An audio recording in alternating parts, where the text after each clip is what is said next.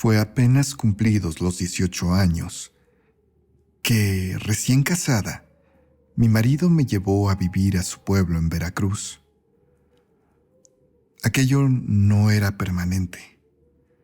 Era aparentemente una situación temporal para poder arreglar algunos asuntos con las tierras de su mamá Queta, que en realidad no era su madre biológica, sino su tía quien lo había criado. Era la primera vez que yo dejaba mi casa en Puebla, pero estaba emocionada por iniciar una vida con mi esposo. Aquel pueblito era muy hermoso.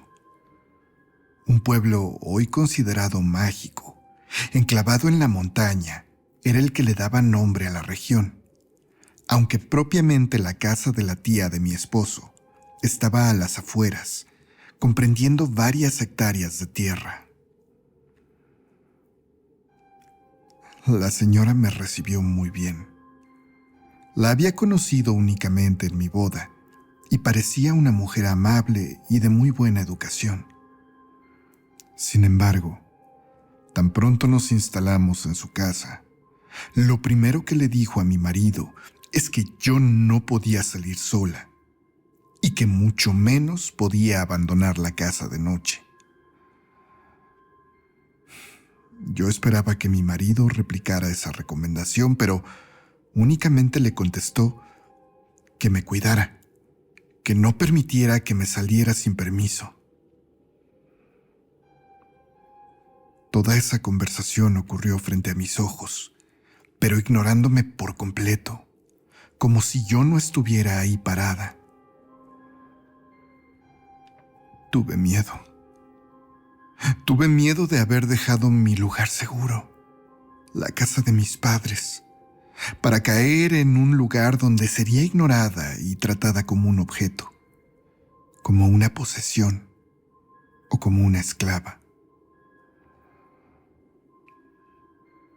Aquellos primeros días fueron extraños.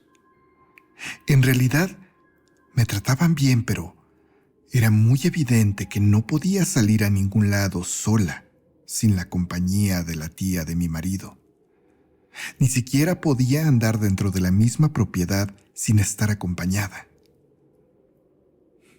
No podía ir a ver a los animales, no podía simplemente salir a tomar el aire. Francamente, eso me tenía muy mal. En mi casa siempre tuve muchas libertades y me movía sola a todos lados. Fue hasta la cuarta noche que entendí el porqué de todo aquello.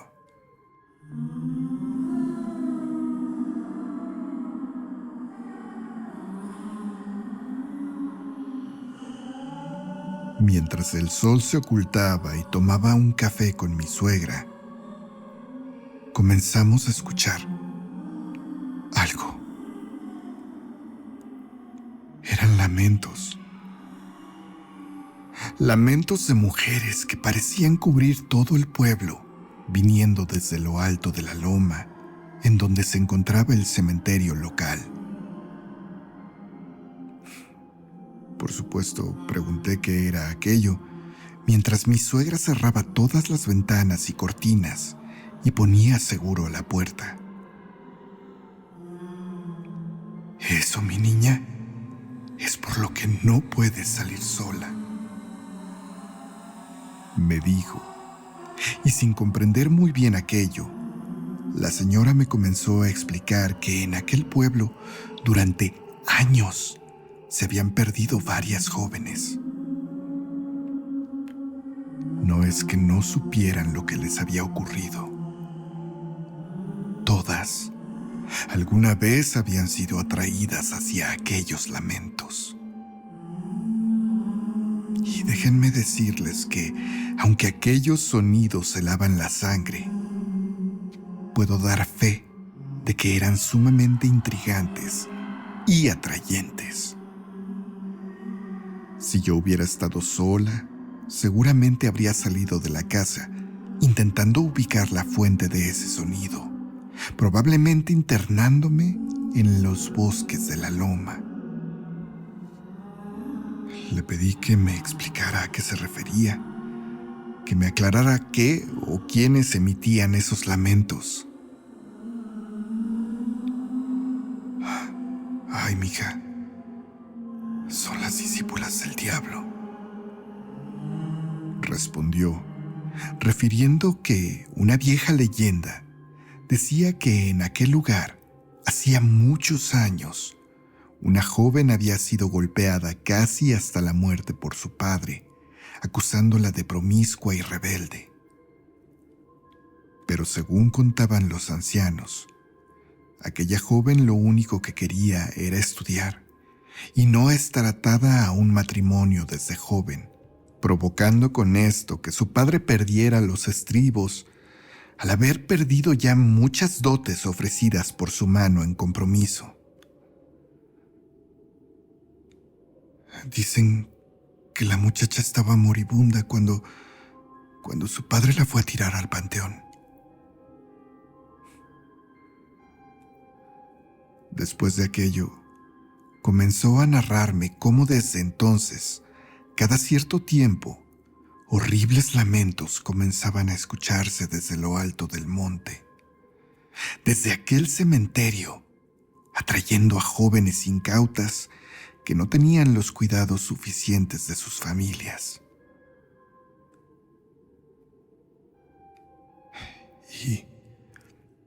Y casi siempre se quedan allá arriba, en el panteón.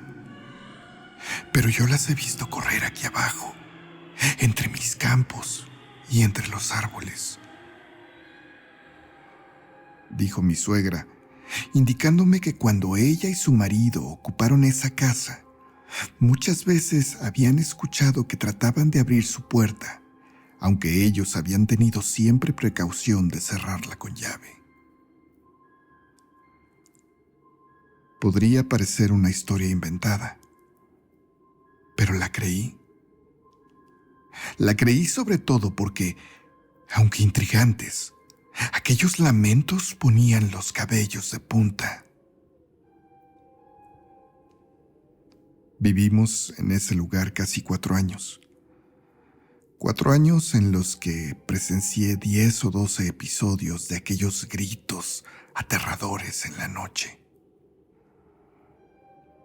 Cuando he contado esto a alguien, siempre me argumentan que podría haberse tratado del viento soplando de cierta manera entre los árboles o tal vez colándose en las cuevas de la montaña.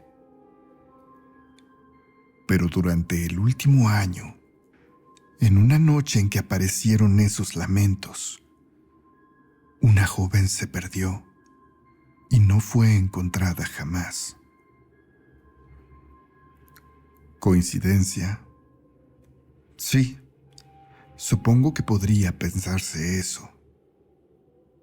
Lo cierto es que esa noche, estando yo embarazada, bajé a prepararme un té, ya de madrugada, mientras aquellos gritos continuaban allá afuera. Se me había indicado que ni siquiera me asomara a la ventana, y aunque llevaba más de 3 años de experiencia, esa noche no pude resistir y moví un poco la cortina para ver lo que había afuera. Todo estaba oscuro, apenas iluminado por la luz de la luna. Justo en ese momento, a unos 20 metros de la casa de mi suegra, vi correr a alguien. Una chica de camisón blanco y trenza larga, corriendo en dirección del bosque para subir a la loma. No supe qué hacer. No supe si abrir la ventana para gritarle que se detuviera o si salir a detenerla yo misma. Algo dentro de mí me dijo que no lo hiciera. Y justo en ese momento vi unos metros más adelante, junto a los árboles, a otra figura. Una mujer de cabellos negros y largos, en un vestido tan oscuro como la misma noche. Parecía como si estuviera guiando a la otra chica, que terminó adentrándose en los árboles.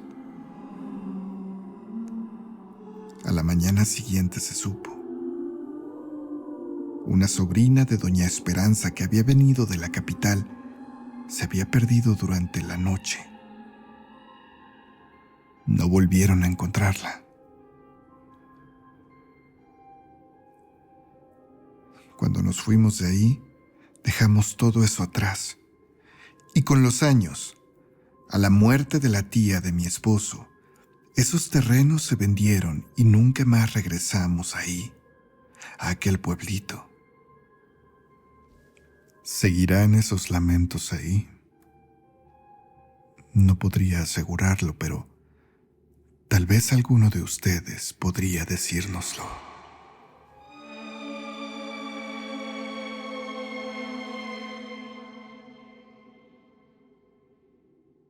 Hola, amigos del canal.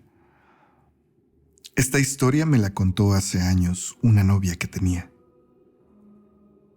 A ella la conocí en mi primer trabajo y, al ser novios, interesado por su vida y sus cosas, en algún momento le pregunté por qué siempre estaba en casa de su tía durante las tardes. Y no me malentiendan, mientras crecía, tuve muchos amigos con padres que trabajaban, los cuales eran cuidados durante la tarde por sus familiares disponibles. Pero les estoy hablando que para este momento, aquella novia mía tenía 24 años y sus hermanos tenían 17 y 18 años respectivamente.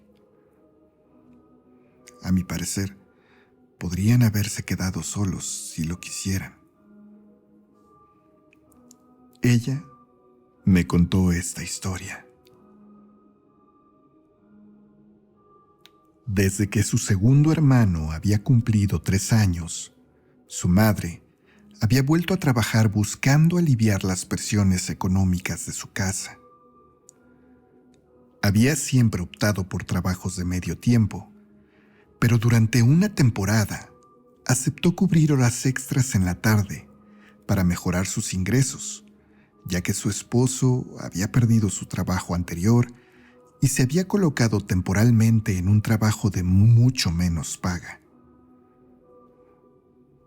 Fue también durante ese tiempo que mi novia había sido un apoyo importante para sus padres.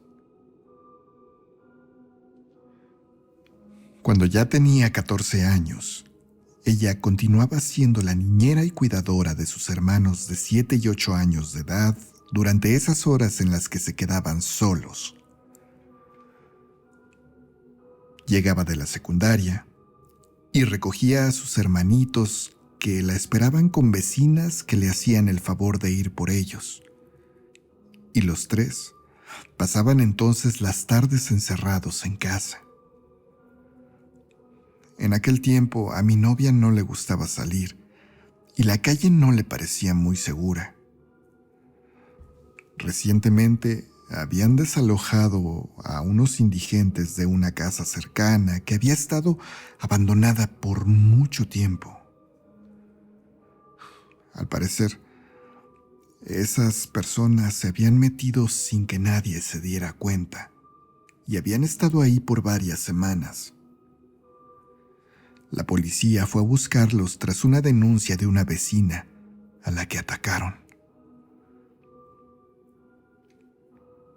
Una tarde ella y sus hermanos realizaban sus tareas en el comedor, muy cercanos a la hora en que volvía su madre a casa. Los tres escucharon la puerta abrirse y el grito de su madre avisándoles que había vuelto. De igual forma, los tres respondieron, pero cuando tras un par de minutos su mamá no fue a saludarlos, mi novia fue a buscar a su mamá, pero no pudo encontrar a nadie. Sus hermanos fueron tras de ella, y ahí los tres comenzaron a escuchar ruidos en la parte de arriba. Ruidos de pasos y de cosas moviéndose. Gritaron llamando a su madre, pero no encontraron respuesta alguna.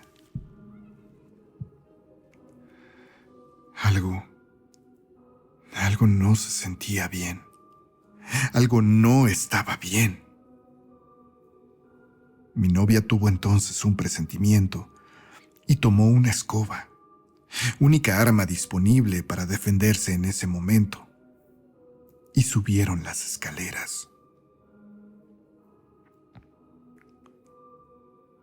En la planta alta, todas las puertas de las habitaciones estaban abiertas, excepto la del cuarto de sus padres. Los 3 niños se acercaron y dieron un toquido preguntándole a su mamá si estaba ahí dentro. No obtuvieron respuesta, y entonces mi novia abrió la puerta esperando encontrar a su mamá ahí o a otra persona, pero la habitación estaba completamente vacía. Niños, ya vine. Volvieron a escuchar a su madre llamándolos desde la planta baja, al mismo tiempo que se escuchaba cómo movían cosas y se caían objetos. Los 3 bajaron corriendo, y en el comedor, donde ellos habían estado haciendo sus deberes, sus 3 libretas se encontraban completamente rayoneadas con las mismas plumas y lápices que estaban utilizando.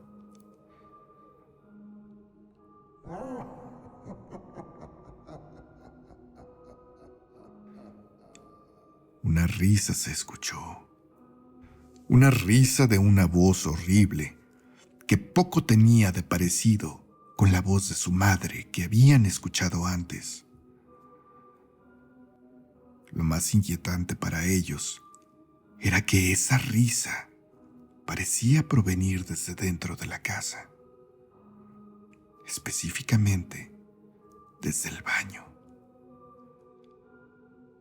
Pensaron en salir corriendo de ahí, pero antes de poder hacerlo, aquella voz que gritaba que había vuelto, con el tono parecido al de su madre, se escuchó afuera de la casa, en la parte de enfrente.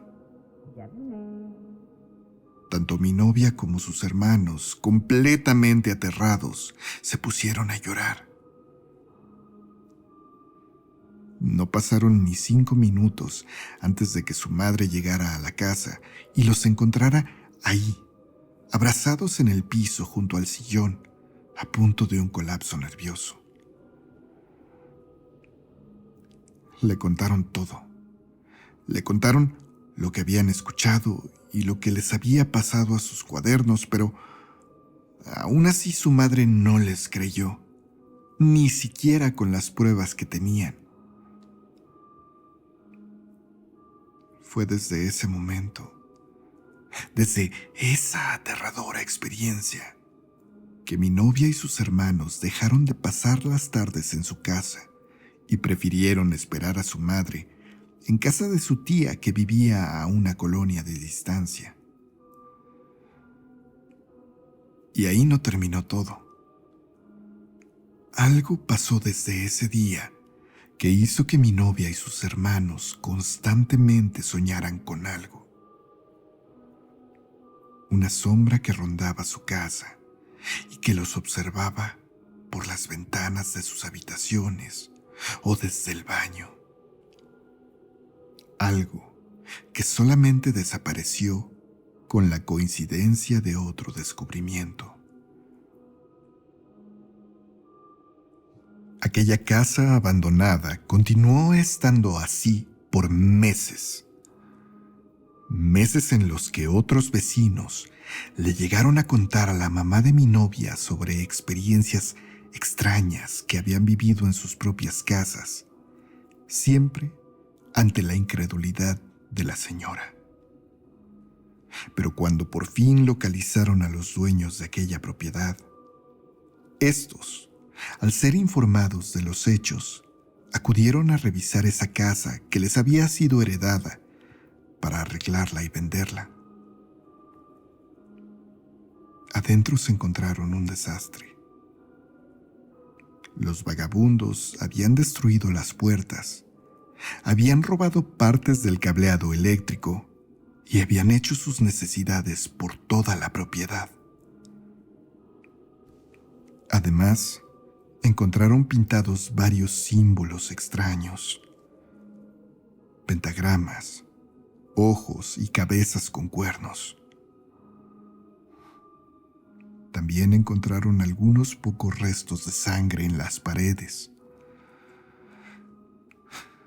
Toda la colonia se enteró de aquello.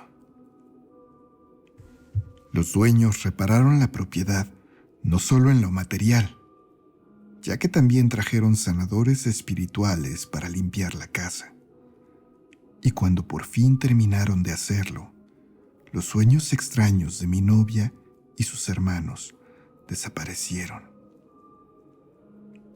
No obstante, aunque aquella aterradora presencia dejó de perseguirlos en sus sueños, la verdad es que, por mucho que la energía oscura se hubiera ido, ellos nunca más volvieron a sentirse cómodos estando solos en casa.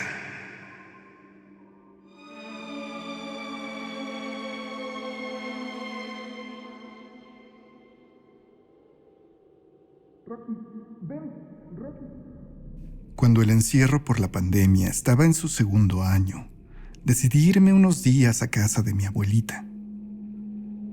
Aquel lugar a las orillas de San Cristóbal de las Casas, Chiapas, era el sitio perfecto para que mi perro Rocky y yo pasáramos algunos días fuera del encierro en mi departamento. Mi abuela había recibido ya su primer vacuna, así que el riesgo para ella era mínimo, y acepté gustoso su invitación para acompañarla por algunos días. Una noche, después de haberme quedado dormido sin querer tras varias juntas de trabajo, la patita de Rocky me despertó muy inquieto, deseando que lo sacara a hacer del baño. Era ya casi la 1 de la mañana. Mi abuela había decidido dejarme dormir, pero Rocky necesitaba salir.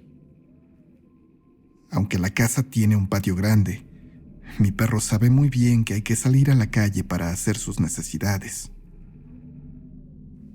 Me levanté, me puse una chamarra y le avisé a mi abuela, que seguía despierta, que saldría solamente a caminar un par de cuadras para que el perro pudiera ir al baño. Mi abuelita no quería que yo saliera a esa hora, pero terminó por darme su bendición y me pidió que me cuidara. Pensé en caminar con mi perro por esa misma calle hasta llegar a la Universidad Intercultural. Desde la casa de mi abuela, era una caminata de apenas 10 minutos de ida y 10 de regreso. Y aunque por la hora el trayecto estaría bastante solo, también pensé que justamente por eso sería sumamente tranquilo. Habíamos andado por ahí otros días, aunque claro, siempre en horarios más prudentes. Llegamos sin ningún problema hasta la puerta de la universidad.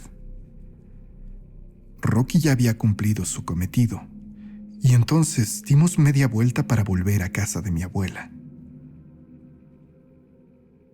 Apenas a unas decenas de pasos, bajando la calle, hay 2 enormes terrenos baldíos, uno a cada lado del camino. De un lado, uno de ellos está completamente bardeado, mientras que el otro está solamente cercado con alambre, dejando ver el campo que ahí aún existe. Justo del lado de ese terreno, debajo de un poste de luz, había alguien. Una persona que durante nuestro camino de ida no estaba en ese lugar. Tuve un mal presentimiento, pero quise pensar que tal vez se trataría de un turista que había salido a fumar un cigarrillo. Y es que apenas a unos pasos de ahí está también la entrada a unas cabañas muy exclusivas. No quise pasar junto a él, sobre la acera, y me bajé para caminar por en medio de la calle. Por la forma en que la luz caía sobre él, no pude verlo a la cara, así que simplemente le dije buenas noches al cruzar justo frente a él, al tiempo que jalaba a Rocky para que caminara. Mi perro se había puesto muy estresado, llorando y negándose a andar frente a ese hombre. Oí entonces que esa persona me respondió. Me dijo algo que no pude entender con la voz tan grave que tenía. Después escuché su risa. Una risa que hizo que un escalofrío me recorriera desde la base del cuello hasta la punta de los pies. No voltees, no voltees, no voltees, me repetía a mí mismo mientras en mi chamarra buscaba las llaves de la casa de mi abuela.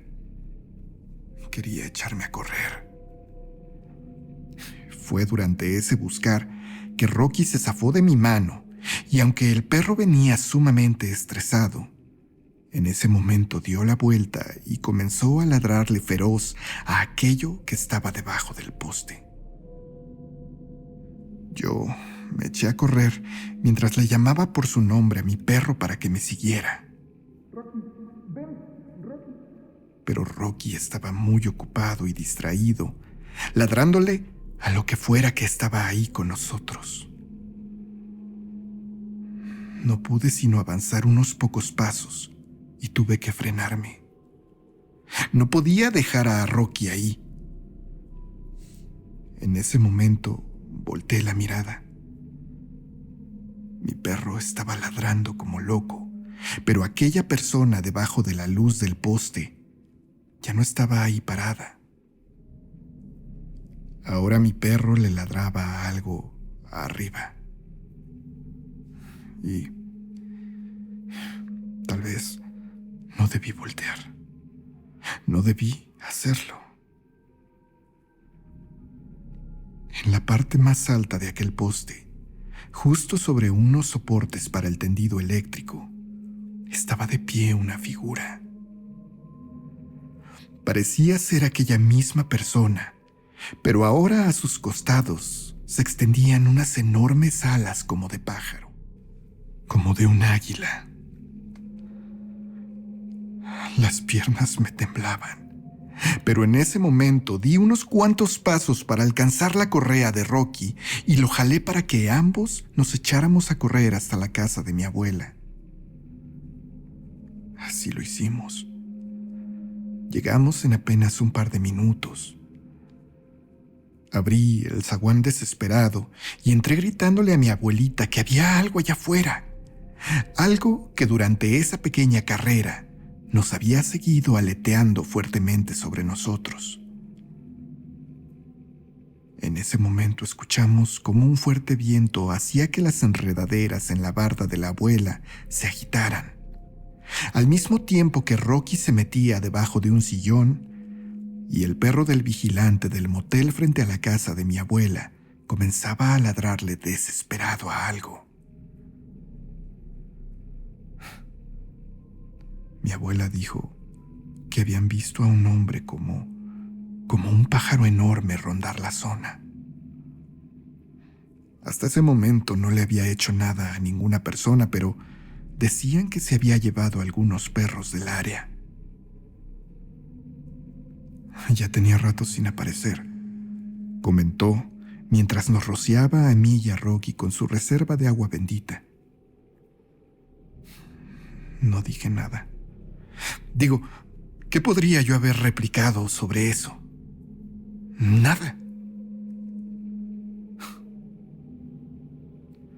Terminamos quedándonos con la abuela casi un mes y nunca volvimos a salir tan noche de paseo. Y vamos, sé que esto es increíble. Si a mí me hubieran contado esta historia, yo no la creería. Se los juro, no la creería. Incluso habiéndola vivido, a veces no la creo. Siento que todo fue un sueño o tal vez mi imaginación. Sin embargo, con el tiempo he encontrado un sinfín de gente contando experiencias similares. Experiencias con el hombre pájaro. Supongo que es imposible que todos hayamos imaginado lo mismo. ¿No es cierto? Aquí me despido. Que pasen todos buenas noches.